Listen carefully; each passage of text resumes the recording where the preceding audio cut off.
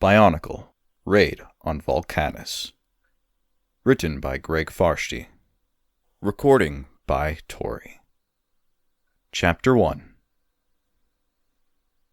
Pharaoh reined skirmix to a halt and scanned the horizon.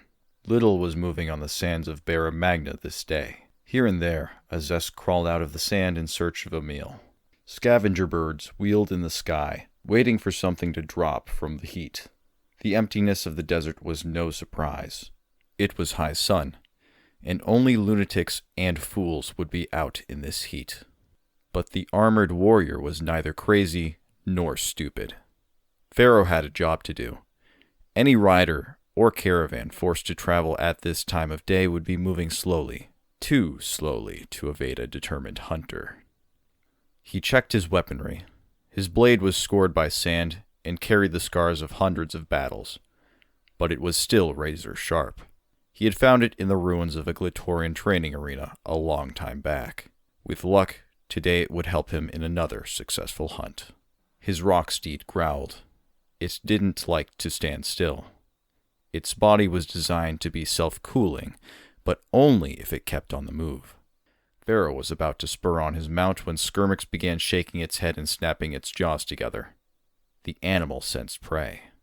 Like all bone hunters, Pharaoh had a second set of eyelids, which shielded his eyes from the sun. He closed them now, reducing the sun's glare. Yes, there was something out there, far to the west. It was a lone transport driven by Agori villagers from Equinox. Riding alongside was a single Glatorian whom Pharaoh recognized instantly. Galu, the hunter said to himself. Then this hunt is both business and pleasure. The Glatorian named Galu was feeling pleased with himself this day. Even the extreme heat and the stench of the sandstalker he rode could not ruin his mood. He was, after all, on his way to becoming very rich. For most of Barra Magna, the past few days had been nightmarish. For many years, the southern villages had enjoyed an uneasy peace with Roxtus, the Skrull city to the north. Skrull warriors dominated the Glatorian battles in the arenas, but in general, they followed the rules and respected the rights of the other villages. Now, all that had changed. The changes happened little by little. First, the Skrull started challenging places like Tejun and Vulcanus to matches to win anything, from caches of arms and equipment to access to oases and trade routes. Since the peoples of Barra Magna relied on the Glatorian fights to settle their disputes, rejecting a Skrull challenge was impossible. The results of the battles were always the same. The Skrull would win and take what they wanted. Then the Skrull got more aggressive. They started claiming land and resources without bothering to fight in the arena for them. When they did fight, they sometimes killed their opponents, later claiming the Glatorians' deaths were just unfortunate accidents. Meanwhile, Glatorian fighters traveling between villages started disappearing. True, the wastelands were always dangerous, but too many were vanishing for it to be a coincidence. Things came to a climax during the annual Glatorian tournament in the village of Pharaoh. Everyone wondered what was going on when no Skrull fighters arrived to participate. They found out when an army of Skrull descended on the village, destroying the great arena and killing many Glatorian. Their days of pretending to be a part of Barra Magna society were over. The Skrull had declared war. Disaster for some, though, meant opportunity for others. Galu now hired himself out as a bodyguard for Agori trade caravans and other travelers. He pledged to defend them against Skrull raiding parties, hungry Voroks, bone hunters, and any other threats. He also made sure he got paid up front. The sandstalker snorted and reared. Galu could see why. There were signs of a battle having been fought here. Broken weapons and shattered armor were scattered in the sand. The stalker could smell death, and it didn't like the scent. The villagers making up the transport were paler than their white armor. They were carrying badly needed goods to Tejun. Caravans to that village had become a prime target for bone hunters. The last 3 that went without Glatorian protection had never arrived. "Relax," said Galu. "I've traveled this route a dozen times in the past 2 weeks. Outside of a few Zesk scavengers, I haven't run into anything worth fighting. The driver nodded. Tell that to the traders who vanished out here. Sand seas, offered Galu. Storms. Maybe rock slides if they went through the mountains. Lots of dangers out here. Not just Skrull and bone hunters. This, of course, was only half true. There were plenty of threats in the wastelands, from weather to wildlife. But Tejun-bound traders were being picked off by bone hunters, and everyone knew it. Still, why bring it up? It might frighten the customers, and frightened customers turn back and want their payment returned. The spigot pulling the wagon gave a menacing hiss. It was a two-headed reptilian creature. Not too fast, but tough and aggressive. As long as it was well fed, it would defend a wagon to the death. Let it get hungry, though, and it would eat your trade goods, your wagon, and you, not necessarily in that order. Growling from a spigot meant one of two things. It sensed danger, or it had missed a meal. Galu scanned the sands. His eye caught a glint of sunlight on dull metal. He knew he was looking at a bone hunter. The good news was that there was only one. The bad news was that one was more than enough to make serious trouble. The Glatorian spoke in a calm, steady voice, without turning to look at the Agori. When I give the word, take off as fast as Two-Head can pull you. There's a sandstorm building to the west. If need be, you can hide inside it. I'll be along soon. What is it? Asked one of the villagers. Are we in danger? Agori, you've been in danger since before Barra Magna had moons. Now, do as I say. The bone hunter was on the move now, riding down from the high dunes. Galu gave a yell and the Agori started their transport moving. Galu waited a few seconds to make sure they were well on their way before riding up to meet the hunter. By the time he reached Pharaoh, Galu wore a bitter smile of recognition. The two of them had clashed a number of times over the past few weeks. Sometimes Pharaoh succeeded in smashing the caravan, stealing or destroying the goods. Other times, Galu got his clients away clean. He had learned the hard way about having the Agori stand and fight. Better to let them risk the sands than face Pharaoh. They'll be long gone by the time you finish with me, said Galu. How do you know there aren't more bone hunters waiting to ambush them? Pharaoh replied.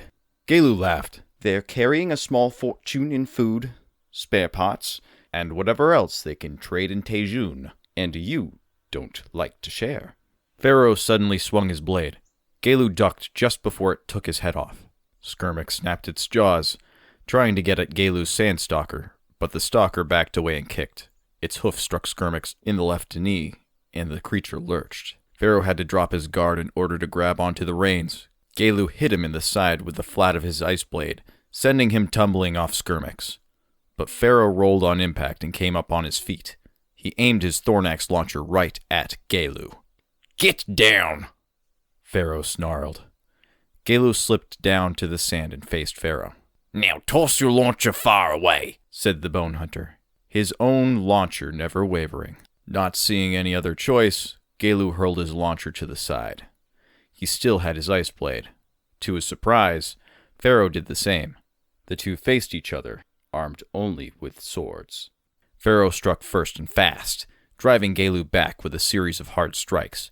After only a few minutes of fighting, Galu's arms were starting to feel like they were made of rock.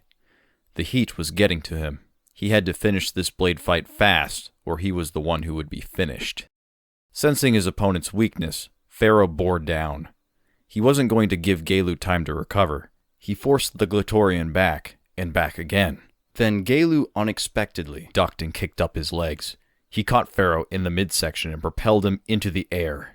Pharaoh landed face first in a dune while Galu scrambled to his feet. He glanced to the side to ensure his sandstalker was keeping Skirmix out of the battle. The bone hunter was starting to get up. Galu took a few quick steps and kicked Pharaoh's sword away from him. That was when he spotted something else on the sand. It was a piece of parchment with what looked like a map drawn on it. Keeping his blade close enough to strike Pharaoh if he made a move, he picked it up. A swift scan showed it was a detailed map of the village of Vulcanus.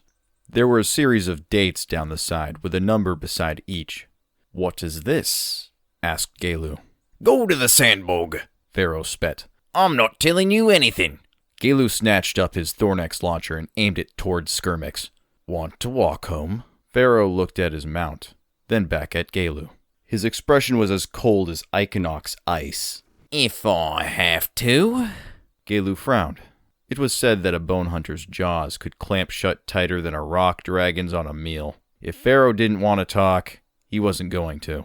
Galu wondered if he should kill the bone hunter, but decided against it. It would only paint a target on his back for every other member of Pharaoh's tribe.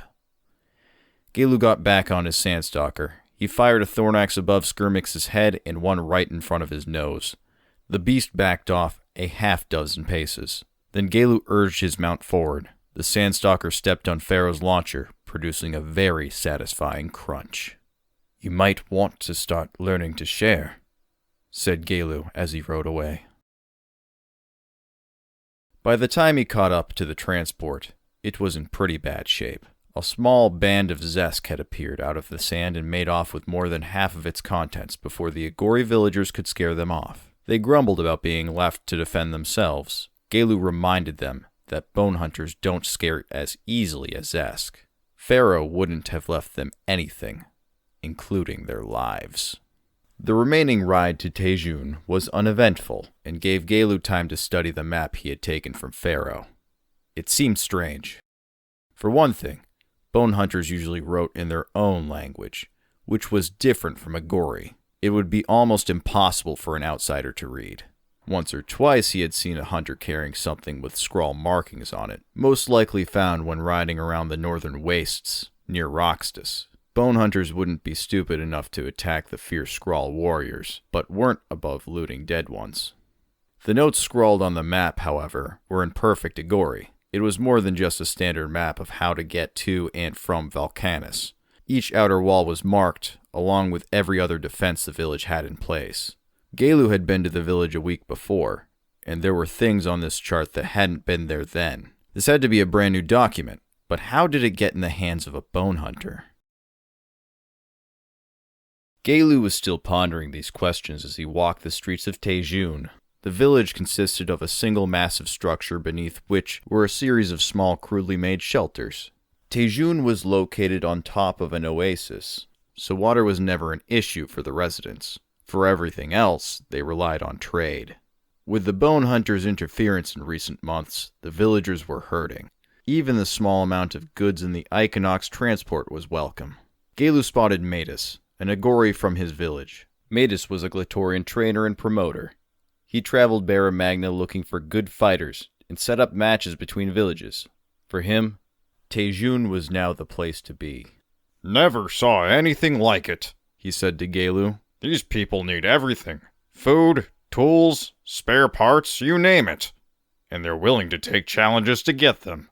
Terex and Kina have had 6 matches in the last week. They're both starting to wear out." Galu could understand that. The two Glatorian were both veteran fighters, but at that pace and with so much riding on each match, anyone would get run down. "Hey," said Matus, eyeing Galu as if for the first time. "You're pretty good in the arena. Tejun will give you double what Equinox does, if you win a few for them." Galu shook his head. "Sorry, Matus. I'm out of that game, for now. I like doing escort work. Keeps me on the move." "Got it," Matus replied, after a momentary look of disappointment. "Well, if you change your mind, so far all I've managed to recruit is a kid named Gresh from Tessara. Not bad. Still needs training, but not bad. We're headed to Vulcanus for a match today." Galu remembered the map in his bag. Someone in Vulcanus would probably be very interested in seeing it. And Galu had to admit that he was intrigued by the mystery himself. "A lot of bone hunters between here and there," he said. "You could use an extra sword. Mind if I tag along?" End of Chapter 1.